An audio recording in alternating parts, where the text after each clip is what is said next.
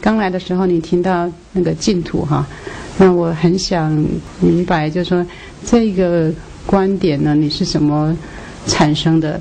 那据我所了解，就是说您在出家，还有这个在道场发心的历程里面，有了很多的就是际遇啊，就是很困难的情况处境。那您是怎么样有这样子的一个净土的想法？观念，大哉问。It is a big question.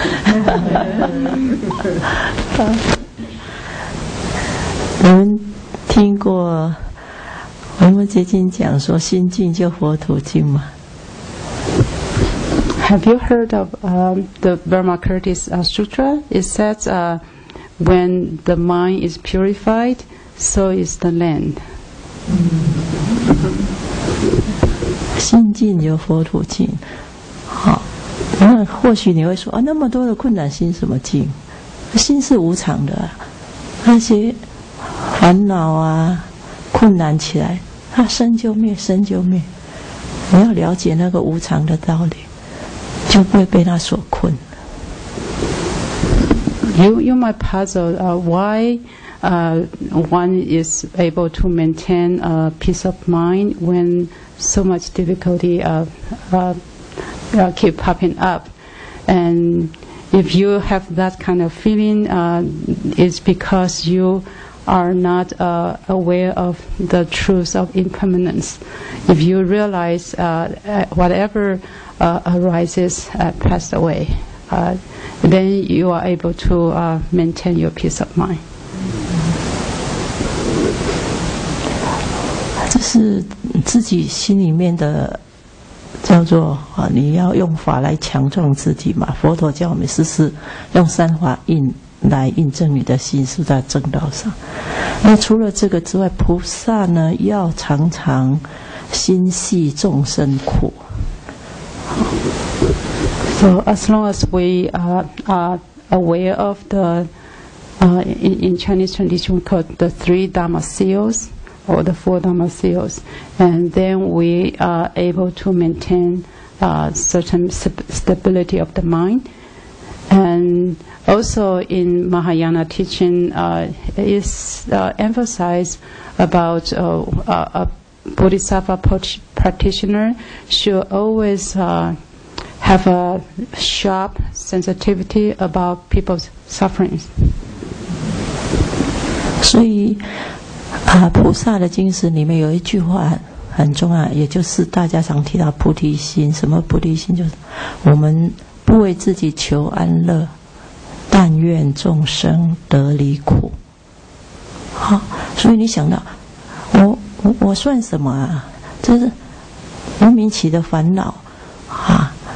那众生的苦那么多，好，如果能够把自己呢放下，然后看到啊众生这么苦，赶快自己多用功，才有资粮啊，能够保护自己也保护众生，在成佛的道上啊，我们才能够持续的往前进。So as long as we realized sentient beings have so much suffering, and then compared to their suffering, my individual suffering is, in fact, is very little. So if you have this kind of understanding or realization in mind, it also help. 这个社会道场确实就是个净土了，你们不觉得吗？I request her to give me a very short, because she has a very, very good message to deliver, and I have a very poor memory, and I feel sorry. So return to your question, and the Sravasti Abbey is a pure land. Don't you think so? 有这么好的善知识在这里领导，有这么多的出家众啊，一起在这个地方修行啊。那么这说方圆100里之内，我不会算这道这根本在这个地方啊，因为大家修行的这个力量，你看，你就来到这里，就觉得树也在说法，鸟也在说法，风也在说法，无一不说法。You have such a wonderful teacher with you and giving you guidance, and you have so many very good well-educated, high-quality monastic here, and also you are very well supported.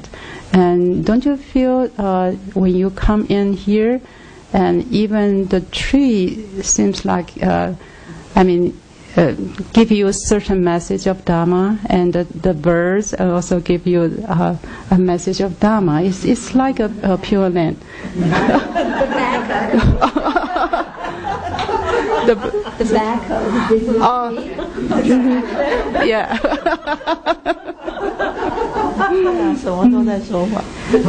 So everything in here is sending out the Dharma message. Yeah. I'm in training as a novice in preparation for the Bhikshuni ordination too, and besides becoming a better practitioner.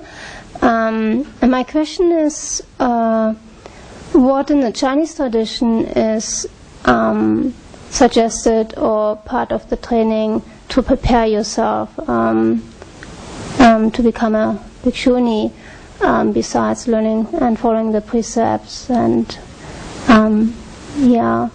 I received some information what kind of literature I can read and study and so on, but what is in the Chinese tradition recommended?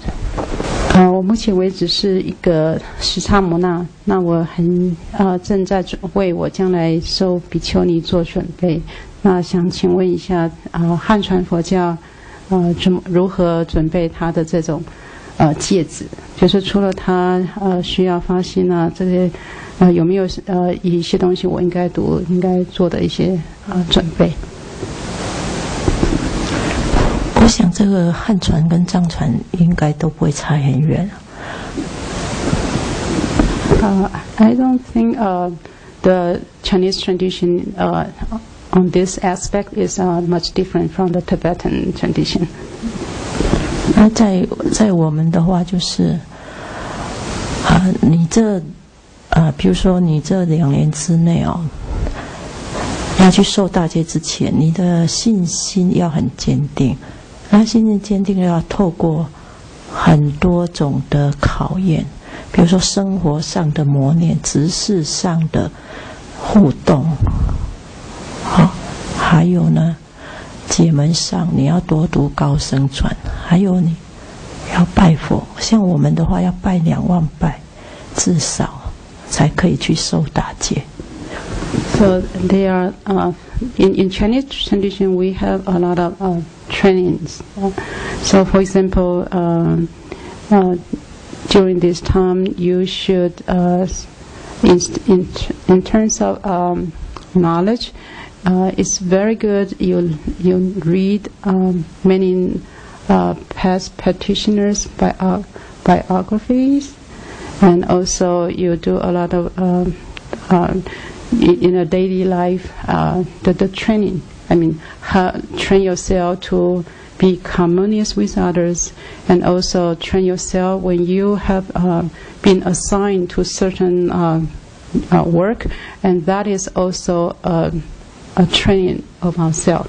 Train how to serve and how to work with others, and without being, your ego sense getting stuck.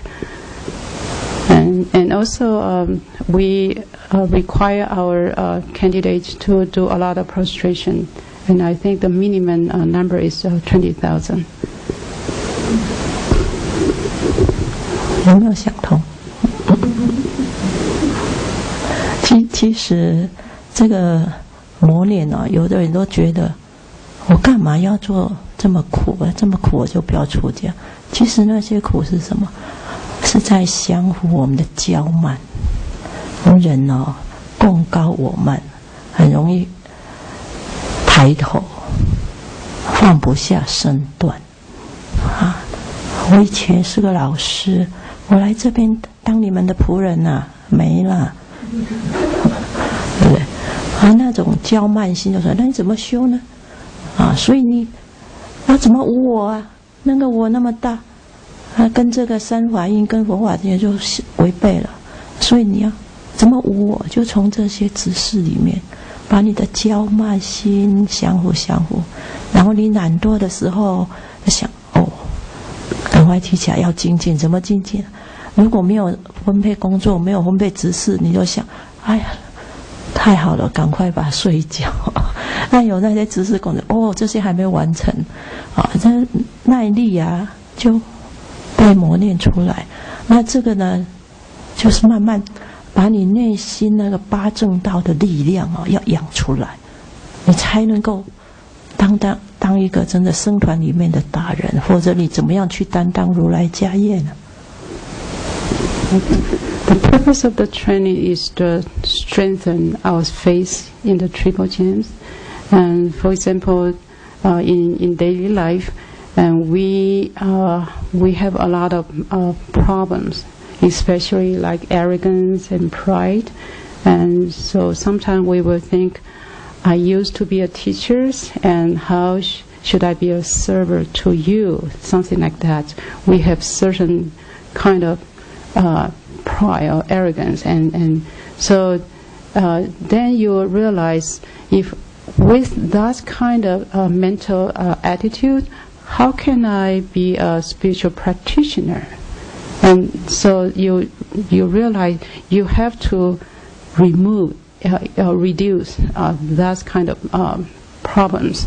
And also, if you are now assigned jobs, and if you think of this way, and your time might be spent on bed, sleeping. And because you have a unfinished job, then your time is used to serve and to in a better way. And so through community setting and through working, you kind of eliminate a lot of problems, defilements. In the Chinese tradition, is there a tradition of lengthy solitary retreats? And have any of the venerables been on a long retreat?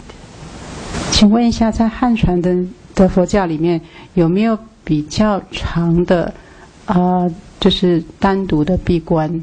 那请问在座的比丘尼有没有做过这样子的闭关？其实汉传佛教早期有很多大德，像我的师父，他们都曾经闭关3年。白宫上人啊，我的师父上白下生老和尚他今年如果还活着就110岁了我们整个台湾的佛教就是他老人家这样子带出来的。In Chinese tradition, in the past, a monastic practitioner used to sit intense retreats. For example, my own ordaining teacher, his name is Venerable Bai Sheng. Through his effort, the Chinese Buddhism in Taiwan was revitalized after the Japanese occupation. So in his case, he used to stay in retreat for 3 years, over 3 years. 那很惭愧，我这辈子还没有那么长的时间去闭关，我最多60几天而已。Yeah, I'm embarrassed to admit, and so far I haven't done any such a long retreat, and so far the longest retreat I had was 60 days. Could you tell us about your ordination and how that went, and what brought you to that point when you knew that you wanted to be a monastic? 请法师分享一下，就是您当初是怎么样决心要出家的？那这个出家的前后可不可以分享一下你的经验？我知道很多人喜欢问这个问题，I know many of you want to know this question answer. 不过这个问题好像我来这边至少回答过3次了。I believe I have answered this question at least in here more than 3 times. 那么看看以前的袋子就知道了。If you dig up your old recording, you might find out the answer. You have to say it again. We have to make sure you have the same answer. In case.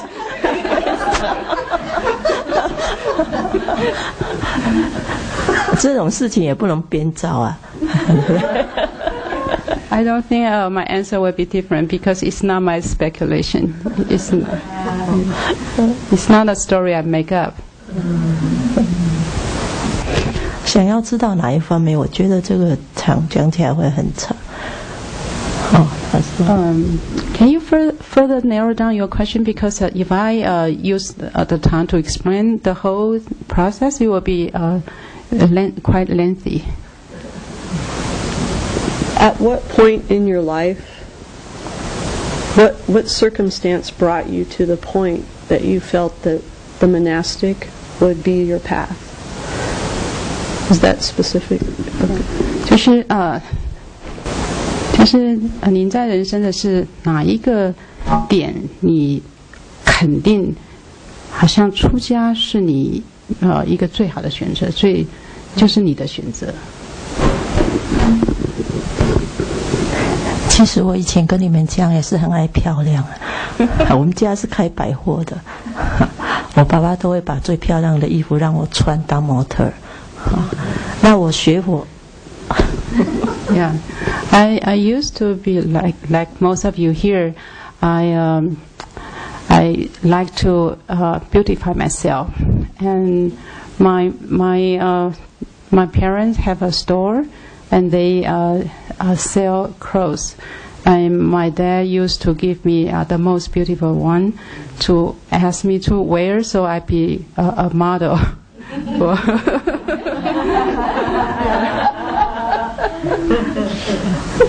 我是从我15岁的时候就皈依啊，但是我皈依以后，我一听到佛法的教义让我很震撼，就怎么跟我学校老师讲的不一样？以前我念书的学校老师，佛教是迷信，佛教是悲观，佛教是消极，佛教是颓废，佛教是这些鳏寡孤独者的一个一个中心。但是我自己看了佛经，不是这样子的。你是之后才皈依，还是之前皈依以后才听到佛法？我15参公师父的时候，对，听到佛法之后，然后皈依之后，我还继续再发现。I took refuge in the Triple Gents at age of 15. And after that, I listened to a lot of Dharma talk, and something struck me was what I learned about Buddhism from the school was totally different from the Dharma talk I heard. From the book I read, Buddhism is kind of superstitious, was kind of only good for those. It's very pessimistic. It's only good for those who are lost, who have no sense of direction for life. That's Buddhism is for those lost people. So when I listened to the Dharma talk, I realized Buddhism was actually the opposite, totally opposite. I was so shocked. 那个时候，因为还有整个外在环境，台湾的环境也是佛教就是人家不清楚，跟一般民间信仰一样，神佛道教什么不分。那大家只知道拜拜，所以呢，一般的知识分子都会把它判成迷信。So at that time, Buddhism in Taiwan was kind of mixed with folk religion. So most educated people, they regard Buddhism as superstitions. They couldn't tell the difference. 所以在那个时候，在大概离现在大概是快差不多快50年前了啦。好，有现在这个年纪，那所以我一接触佛教的时候，我就完全是不同的。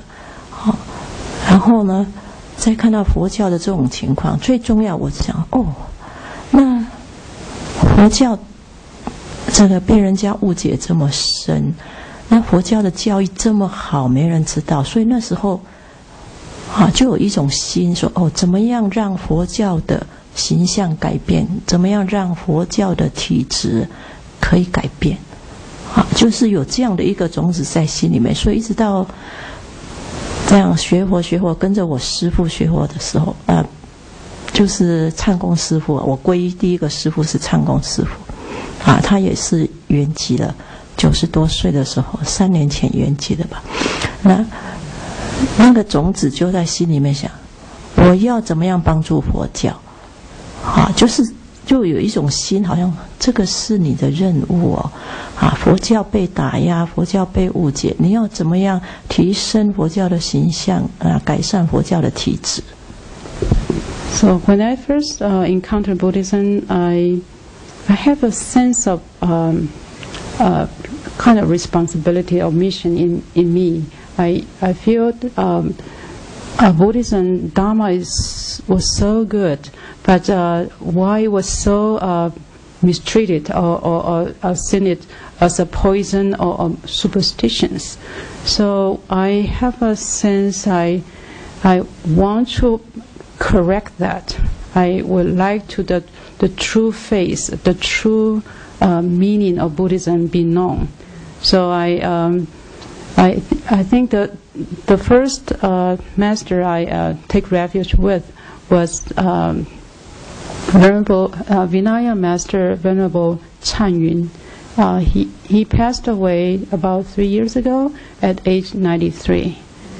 He gave me that kind of strong sense of responsibility or mission. I would love to kind of discover, reveal the true nature of Buddhism.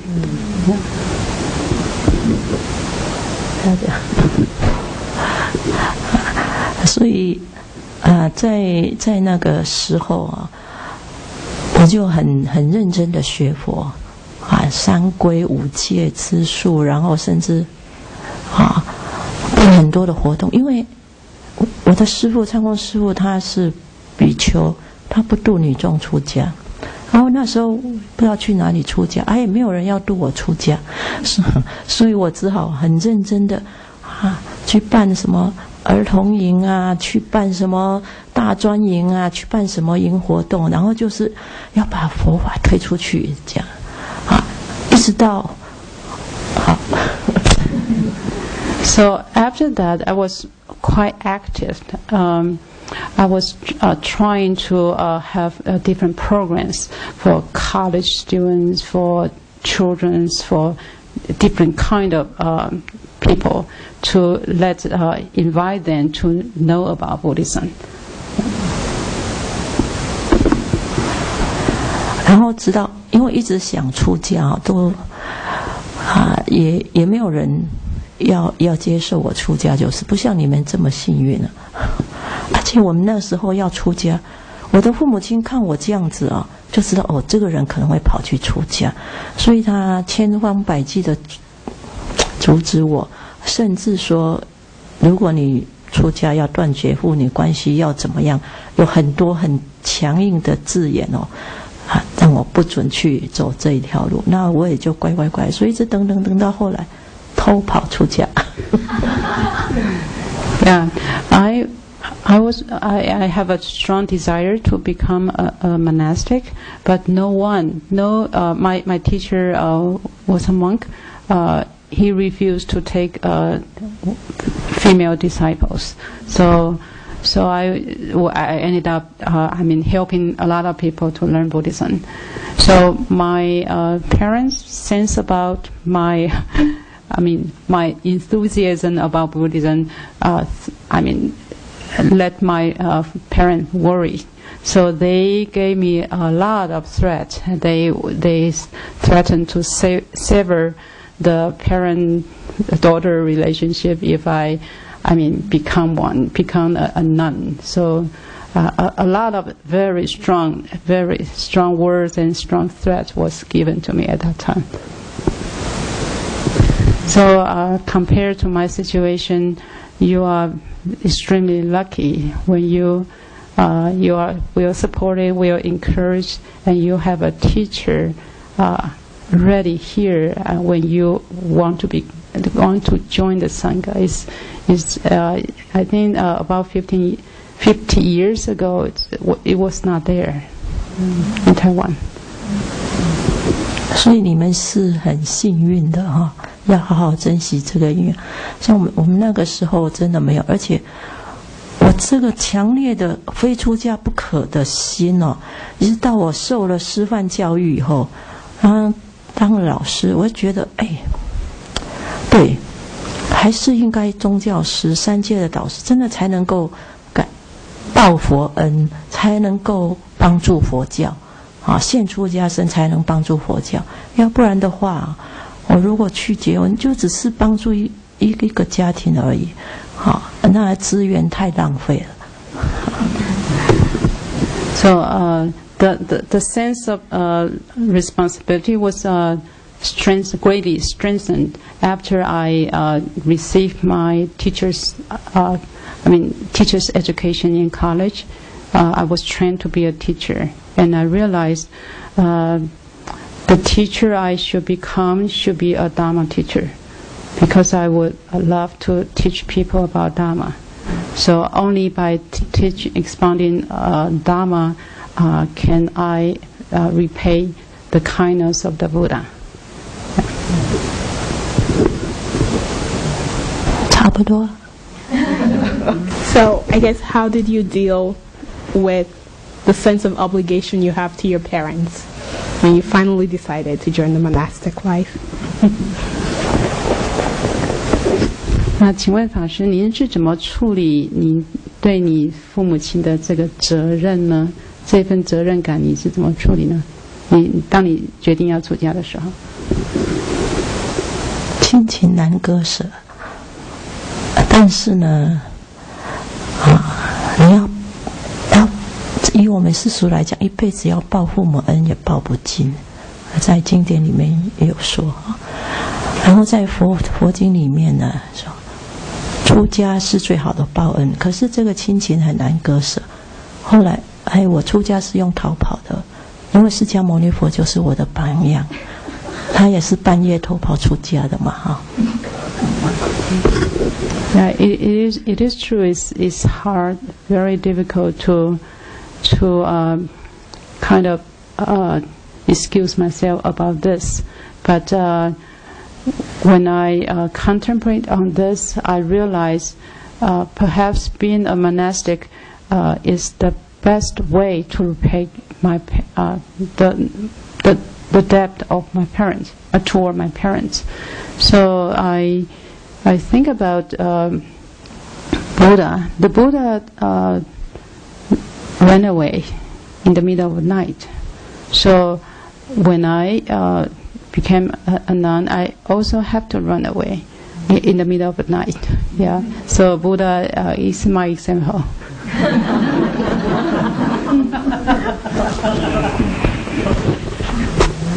其实不是说你出家就不孝，出家才是报恩，才是大孝。如果你去结婚了，你有想到你怎么报父母恩吗？你结婚就是报父母恩吗？这还有很大的问题哦。So in terms of repaying our parents' kindness, if you think about, if you get married, is getting married a way of repaying their kindness? Is that the real repayment of their kindness? And perhaps being a spiritual practitioner is a true way of repaying their kindness. 我想在座的法师对这个都很有心得，对不对？可以听听其他法师分享。I believe all the monastics sitting here have the same experience. And how about inviting them to share their own experience?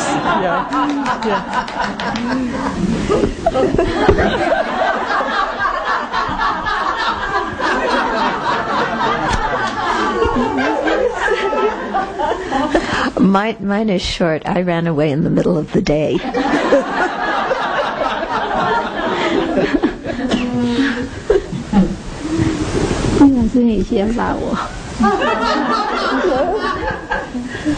Tell your story. No, we have so many monastics here. Yeah. Okay, I will share of my own. I'm lucky because I have we have 8 siblings in total, and I'm one of the 8th. So beside me, my mom was quite occupied. And when I joined the Sangha, my father has passed away. So that part I there was already. But my father sensed my intention to become a nun. And when he confronted me, I said yes. And he couldn't say no, but I can sense he has something in his mind. So my mom has a very strong reaction, but thanks to my siblings, they help a lot. Yeah, they help a lot in terms of talking to her and saying she's not doing evil deeds, and he's not betraying your country, and he's not killing people. He's doing something. Although you don't like it, but it is. I really thankful about my siblings. At that most difficult time, they were there, and also I believe the way I look at my mom's reaction, I can see if I'm weakened or threatened by my mom's strong reaction, I might be given in by the Mara, my own Mara. So I see my mom's reaction not as her own. It's it's a impersonation of my own Mara. Yes, that is something that show me I have to really mean it if I want to practice, and if I fail that, I shouldn't hurt my mom the second time. I already hurt her by being a nun. If I'm not practice all the way through, and that is more hurtful to our parents. So that's the way I'm thinking.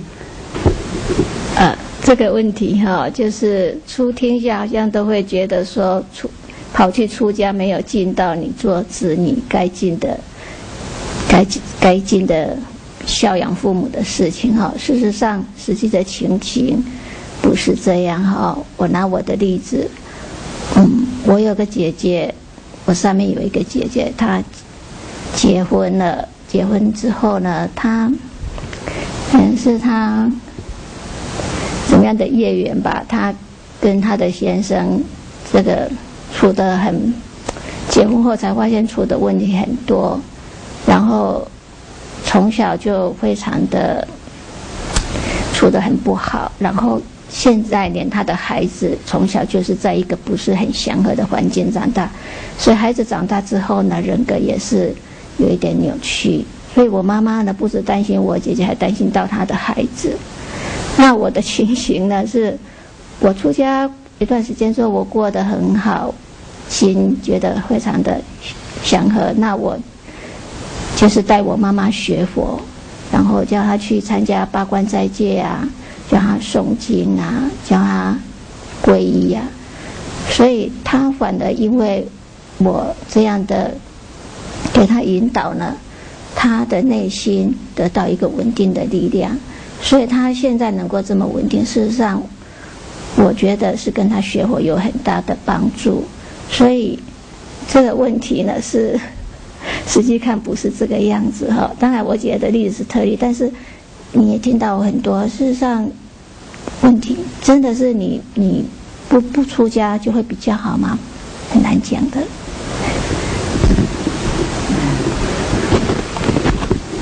So a lot of people criticize by being a monastic, one individual kind of excuse their responsibility toward their parents, and my own observation is the opposite. For example, I have an elder sister. She got married, and from the very early on, the problem in the marriage. And the problem was worsened, and because of that, her children was affected. So my mom not only worry about her daughter, but worry about her grandchildren. So is that really a repayment of the? I mean, so in a way, when I became a nun, and I feel the benefit from the Dharma. And so when I was able to teach my mom, and so I encouraged her to take the 8 precepts and learn the Dharma. So my mom's mind was calmed down a lot. So in a way, when perhaps my situation is different, but you can see a lot of people, even adults, when they are married, they bring a lot of trouble to their parents, and so by being a monastic, I think I help bring peace to my mom. Yeah. I think your question was about repaying them in a way. So what I think of there is, first off, I was an adult.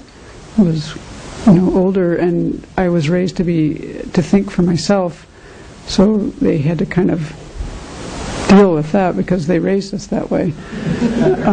But what I think, even before I ordained, as I got older, and I became much more harmonious with my parents, and I had made a commitment to myself to try to allow them, at least from my interactions with them, to have peaceful elderly years. And so nothing's really changed around that. They were both not happy with this decision, but I just kind of, I think by the example of me learning how to work with my mind, actually I think they have probably more relief, because they saw me as a person having problems in life, and I think they see that I'm able to work with them better, and so I think actually this is helpful for them in the long run, even though you have to go through a long period of, just staying with what you're doing. Yeah, I too was, quite old by the time I made this decision. So on the one hand, I'd been living my own life separately from my mother. My father died many years ago. But my mother's approval was something that I was, I think, quite attached to, and she had really loved my life, that in some way she had gotten some vicarious something out of what I did. But I would say 2 things. One is, as I thought about making this choice, one of the things I meditated on quite a bit, that Venerable Children had kind of given us as an exercise, is how will I look at my life at the time of death? If I'm looking back at the age of 90, 85, 80, making a decision for my mother not to do something, That doesn't make sense from that end. And, to realize that at the time of death, nobody dies but this one. My mother's not there. My mother's got her own death. And so what has my life been about? That was very powerful reflection for me. And then subsequently, my mom was not happy about this, but very soon she both saw that I was very happy, and that has made her very happy. Rather like Venerable Jinyang, my mom knows that I'm safe. She does not worry about me, whereas my siblings give her, and her grandchildren and her great-grandchildren give her tremendous amount of pain. And I don't call, but maybe, I call once a month or every 3 weeks or so. But she really appreciates that she gets her steady phone call from me, that there's going to be no crisis. It's going to be a pleasant conversation, and she thanks me for praying for her all the time. So I feel I am repaying my mother's kindness in the very best possible way. So I too ordained even older than these two. And both of my parents had died by the time I ordained. So it was my siblings, especially my sister, who I'm quite close to, older sister, and she was not happy and didn't understand what I was doing at all. And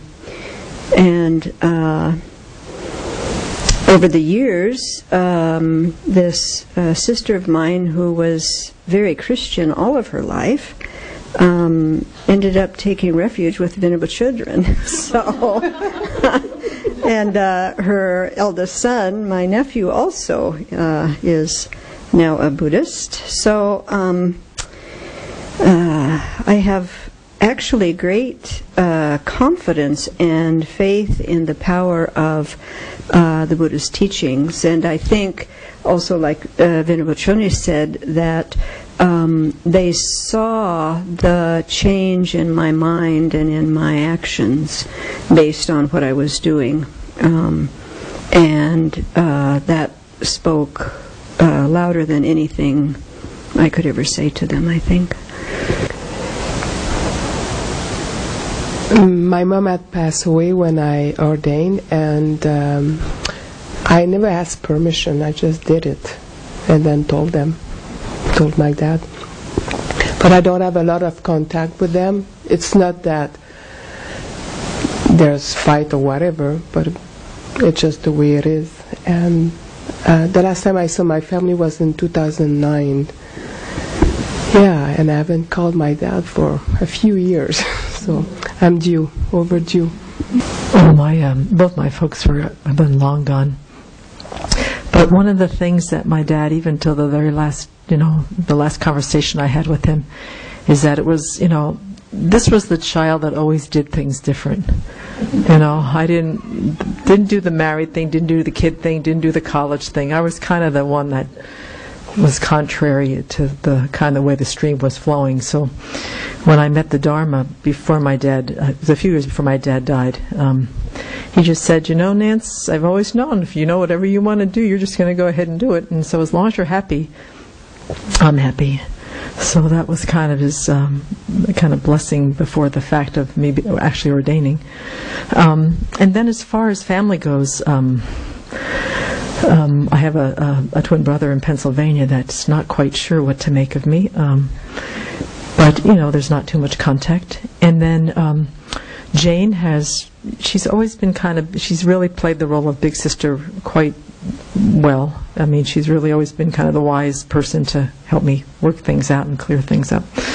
But she was kind of disappointed because she had a kind of a dream about how we were going to kind of grow old together and stuff like that.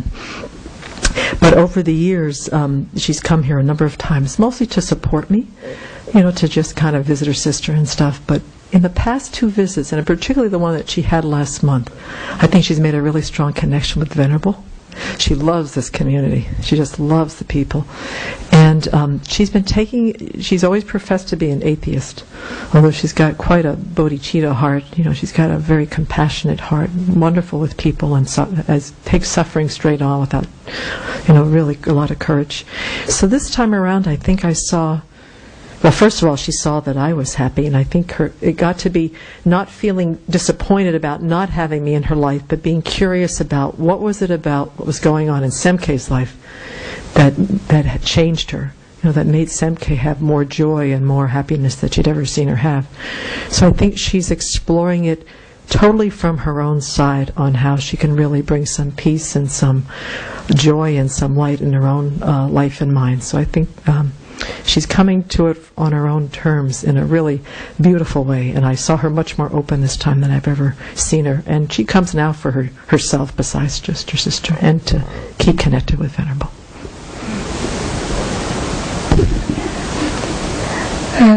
My parents are dead already too. My mother had a kind of idea that I will become a nun, but she was not open really to talk with me about that. So, but she was so far satisfied with whatever I'm doing. She was kind of trusting me.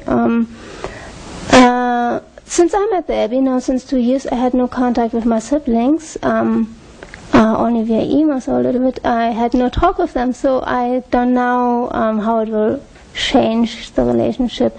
But personally, I think changing my lifestyle and transforming my mind into a more virtuous one with less afflictions, working on reducing my afflictions, that will have, in my mind, that will have a good influence on my whole family history. To break through what this family history went through with a lot of attachment, due to a lot of attachment, hatred, anger, ignorance, and to give an example, to be an example, hopefully, and not to continue with this cycle of suffering. My mother told me, if that's what you really want, then go for it. I haven't had any contact with my brothers or sisters since I've been ordained, and I haven't seen my father for 20 years, so I really don't know what he thinks. And that's about all there is. Okay, I'll kneel here.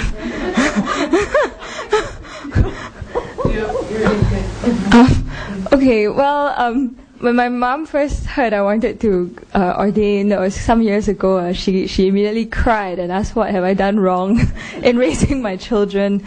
It took some time for me to persuade her that I was not, like Venerable Jendi said, going off to kill someone or commit crimes. That I was trying to do something virtuous because they had raised us very well. And over the years she saw I was quite serious and started to come to terms with that. And most recently, what made a very strong impression on my mind was when Venerable Children was talking about helping a good friend in the dying process. And she said how really if you have a very strong attachment to someone you love, there's no way you can be present for them when they're dying. You're just going to be completely distressed about your own feelings. And that was just kind of, just that thought that, these are the people you claim to love very much, and when they're dying, you're just going to be crying about your own sadness. It was kind of, that gave me a lot to think about, and for me that solidified my decision to ordain. I think that is the best way I can repay my parents' kindness. In terms of an achievable goal in this lifetime, I like goals, being Singaporean. Just to have a calm mind when your parents are dying, and to be able to help them through the dying process to a good rebirth. I think it's the best way to repay their kindness. I was in Asia when I told my parents that I wanted to ordain, and I did the thing also of writing, and I'm not a dope dealer, I'm not a prostitute, I'm not a criminal, I'm doing something virtuous because she raised me in a good way. And my mother wrote back and said, "Is that all the career opportunities you had?"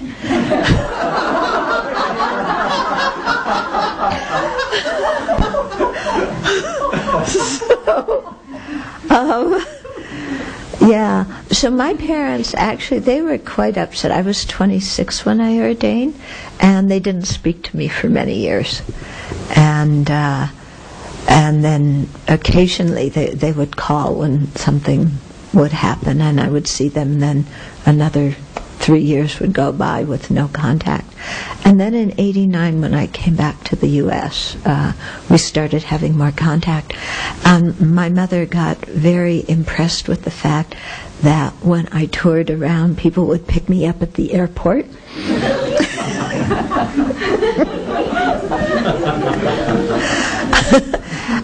They didn't read my books. I think my mom got as far as, I don't know, chapter 2 of Open Heart, Clear Mind that talked about attachment, and she put it down.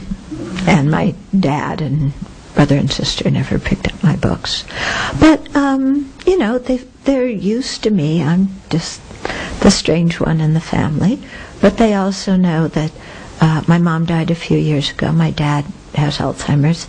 That I'm also kind of the one that's more stable when things are happening. You know, when people are dying and such. Yeah.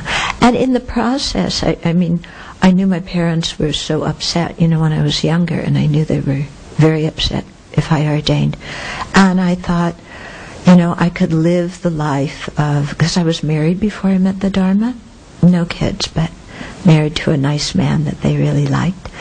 And I thought, you know, I could stay married, have a family, do the whole career thing, but all I'm going to basically do is create a lot of negative karma.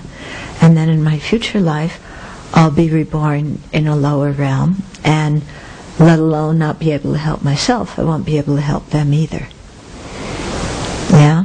And so, you know, I thought they don't understand how my becoming a monastic is going to benefit them, because they don't have the view of multiple lives and karma. But I have that view, and so I'm confident that my decision in the long term will be of benefit to them and to many others as well. 太好了，所以你知道，不是出家就不孝，不是在家就是孝顺嘛，啊。So from all the reports from the Sangha member, you will know being a monastic doesn't mean we are not paying the kindness of our parents. 所以出不出家是在你的心的决定，但是呢，真的要报父母恩，要度父母亲哦，出家是最好的一条报恩的方式。Of course, being a monastic or not is up to individual, but it is a fact. Being a monastic is the best way to repay the kindness of our parents. 不管你的父母亲是赞成或是同意啊，这都是一个很大的对父母亲内心一个逆向的思考。他想，哎呀，我的宝贝女儿，为什么跑这条路？那如果是他同意的话，他想，去嘘寒问暖，会更加关心你更加有机会亲近三宝。如果他是反对的，他想，到底是什么东西吸引他去？他会想办法去接触佛教就想，这怎么一回事？就是为他在三宝里面播下了善根福德因缘了。那么他有机会亲近三宝，就有离苦得乐的机缘了。So disregard whether your parents agree or disagree about one's decision on being a monastic. If the parents agrees, and the parent will every once in a while come and visit their children, and by doing that, they have a closer, frequent contact with the Dharma. It helps them. And if they happen to disagree, and it also start a process of thinking why my daughter is attracted to Buddhism, and so it both ways. It ended up helping the parents get in touch with the Dharma. 所以在经典里面有讲我们要度父母亲，其实要报父母的恩你说一肩担父一肩担母把这个那个叫什么父母的恩就是比须弥山还高啊，比海洋还要深，你根本报都报不完。但是呢，你要报答父母、度父母亲、皈依三宝、学佛，这是最好啊。所以这样的因缘，如果他没有学佛，你帮他做了得度因缘；如果他已经有学佛，可以进一步三皈五戒、菩萨戒、八关斋戒，乃至后来他也跟着你出家，这都是报父母恩最好的方式。The sutra says we can never repay the kindness of parents. Even we manage to shoulder our father in one shoulder and another mother on another shoulder, and walking, for how many time and around the earth, so many. There's no way to repay one portion of their kindness. The only way to repay their kindness is to help them get in touch with the Dharma. If they learn, if they take refuge in the Dharma, they learn the Dharma, they take the 8 precepts or Bodhisattva vows, or eventually they become a monastic because of you, and that will be the best way to repay their kindness. 所以你们好好思考，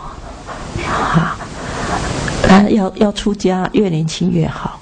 我不是说老了就不能出家，可是佛经里面有说嘛，满70岁就不能受，超过70岁不能受大戒了啊。那出家，要学的很多，所以修行要趁早。So I encourage everyone of here to consider it being a monastic, and don't feel it is too old. You are too old for that, but please do not delay this too much, because it's said in the Vinaya, if you are over 70 years old, you are not qualified to get fully ordained. So also, being a monastic, you have a lot to learn. So because of that, the sooner the better. Maybe one more question. I was raised Irish Catholic, and for Catholics to become a nun was like considered, a very positive thing to do, or to become a priest, because one of the old intercede with God for your parents. So I think it's kind of interesting, the reaction. Venerable Linda, I was wondering if you could share a bit about your teacher and how you cultivated a relationship with your teacher as a monastic. 那个弥迦法师，可不可以请教您？您的师长剃度师是怎么样教导你的？那您跟您的师长的这个关系是怎么样？师徒的关系是怎样？我的师父啊。我第一个皈依师父，因为他是比丘，是男众，所以我们是不能跟他住在同一个地方。但是呢，在每年的寒暑假，我都会去做那个，就是我师父所举办的大专青年的那个斋戒，都去参加，然后去服务，这样。那么在那边就师父定什么我就做什么。譬如说，我们去的时候。师父说山上不可以住女众，女众都要住到山下去，然后我们就到山下借房子住，然后早上2点半就摸黑，都没有路灯，摸黑上到山上做早课。So my first the master who gave me refuge was Master Chan Yun, and he was a monk, and he refused to take female disciple, so he has he's observed the precept very strictly. So every summertime and wintertime, I attended the retreat held especially for college students. I either been attendant or I will help the entire like Dharma server to see through all the programs. And since my refuge teacher does not allow female to stay in the temple, and we have to borrow place to live in another place. And every early morning about 2:30, and we have get up and walk a distance to the temple to attend the morning prayer. 那后来因为我一直想要学佛，那我师父戒律很严，所以后来我又皈依一位比丘尼师父，然后我就常常到那个道场去，然后里面就有很多的比丘尼法师，我就可以跟他们学习，然后在那边呢，什么粗活都做，包括不只是扫地了包括什么劈柴了还有要去，我们台湾有晒稻子嘛，蛇缠草、晒稻子，还有什么都做得很快乐因为就是想说，这些不晓得，就是觉得这些事情师父他们都在做，那我如果可以帮他们做，可以减轻师父们的工作，所以每个放假的日子我都会去。So because my Venerable Chanyun does not take the female disciple, so I later find another Bhikkhuni teacher. So I frequent there. I visit the temple quite often. As long as I have a vacation, and I will stay time in their temple. And in their temple, I learned to do a lot of physical manual work. Not only sweeping the floor, and they have a rice field. So all the hard work farming the rice field, and how do you say that? 晒稻子怎么讲？晒稻子。When they harvest the grain, they have to dry the rice on the field and turn it. Harvest the grain, and after the harvest, they have to dry the grains and on the field. So I was quite happy helping the nuns, and because I in my mind I know my effort can reduce other nuns' burden, workload. 好了，跟很多个师父学习，收获都很多就是后来我就觉得，我的教理没有基础所以我就再去学教理净空师父讲经说法，我就一直跟着他听他讲经说法，然后打好这个教理的基础，这样还有觉得我的行门功夫也不够深所以有很多密宗的上师跟我灌顶，然后就要做很多这个上师要求的功课。Yeah, I later encountered different teachers, and I know my knowledge of Buddhism was not sufficient, so I learned. I follow Venerable Jingkong. To learn, he taught Buddhism quite a lot in Taiwan, and I also encounter many Tibetan tantric teachers who taught me tantric. So I learned from many different teachers. 就是一个欢喜心不管什么粗活细活，就是去做，然后师父交代什么就做师父在我心目中是独一无二的，就这样子学过来。So it is important to keep a happy mentality. Whatever your teacher assigned you, and just take it and treat your teacher as the one and only in your mind, and you will be and be happy to receive whatever assignment given by your teacher to you. So thank you very much.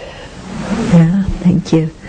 And they've come many, many years for all of our ordinations. So you're really an extended part of the Abbey family. Yeah, in Taiwan, in Seattle, everywhere. So it's always nice when you come. And it would be nice if you could stay longer. Okay.